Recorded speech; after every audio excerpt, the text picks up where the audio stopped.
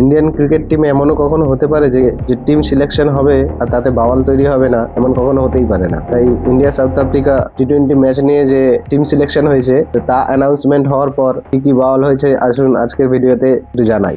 দেখুন, domestic cricket মিলিয়ে আমাদের তিনটে অল ফরম্যাট মিলিয়ে 1000-এর বেশি প্লেয়ার আছে আমাদের দেশে ইন্ডিয়ান টিমে। তো আপনারা তো দেখছেনই যে জয়বব সূর্যবংশী এবং আকিব নবী কেমন খেলছে, আপনারা তো দেখছেন। শুধু একটা দুটো ম্যাচ নয়, লাগাতার ম্যাচেই ভালো পারফরমেন্স করছে। কিন্তু টিম ইন্ডিয়াতে তো 11 জনেরই জায়গা আছে কিংবা জায়গা হবে। 11 জনকেই যেহেতু নিতে পারবে, যখনই টিম অ্যানাউন্সমেন্ট হয় তাই হাল্লা তো হবেই আর বাওয়াল তো হবেই ভাই, কারণ কম বেশি সবাই ভালো খেলে।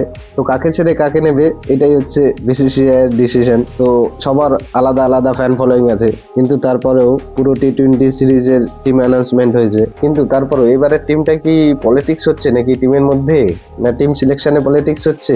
আজকের ভিডিওতে এটা নিয়ে কথা বলবো। টিমটিকে নিয়ে এত চর্চা চলছে কেন? প্রথমে স্ক্রিনে দেখে নিন যে কে কে সিলেক্ট হয়েছে, কার কার নাম রয়েছে।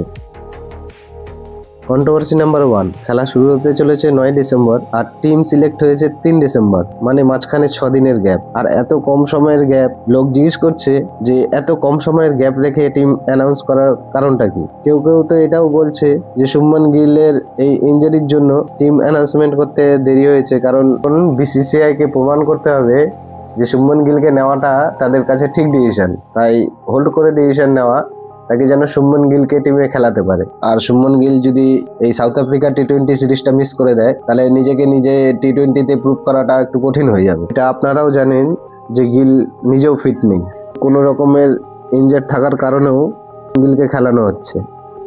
আপনার কি মতামত কমেন্টে অবশ্যই জানাবেন। এগিয়ে যাই দ্বিতীয় কন্ট্রোভার্সির দিকে।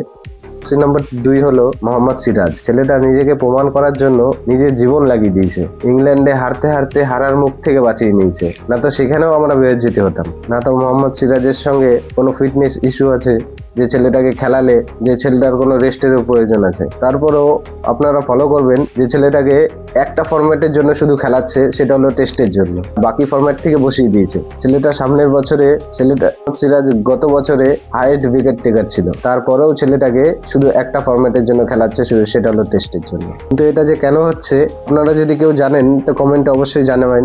পরবর্তী কন্ট্রোভার্সি হচ্ছে রিঙ্কু সিং। আপনারা এটা কন্ট্রোভার্সি না বলে পারলেই পারেন, কারণ কি আপনাদের বলেছি যে কোনো একজন তো এন্ট্রি পাবে আর কেউ তো একজন বেরাবে। মানে টিমে তো 11 জনেরই জায়গা আছে, তো কেউ ঢুকলে তো কেউ বেরোবে অবশ্যই। তো কিছু লোকের মতামত, তো রিঙ্কু সিংকে তো হওয়ারই দরকার ছিল টিমে, কারণ ছেলেটা ভালো ব্যাটিং করে, ভালো ফিল্ডিংও করে, ভালো ফিনিশার। কিন্তু তারপরেও ছেলেটা টিমে জায়গা নেই। ছেলেটার সঙ্গেও নাইনসাফি হচ্ছে। আর এশিয়া কাপে নিয়ে গেল, ছেলেটাকে দিয়ে একটা ম্যাচ খেলালো, বাকি ম্যাচগুলোতে কোনো এখন তো সুযোগ না দিয়েই টিম থেকে বসিয়ে দিল। এই ছেলেটার সঙ্গেও নাইনসাফি হচ্ছে। তো আপনিও যদি একই মত হন তো কমেন্টে অবশ্যই জানাবেন আপনার কি মত রয়েছে।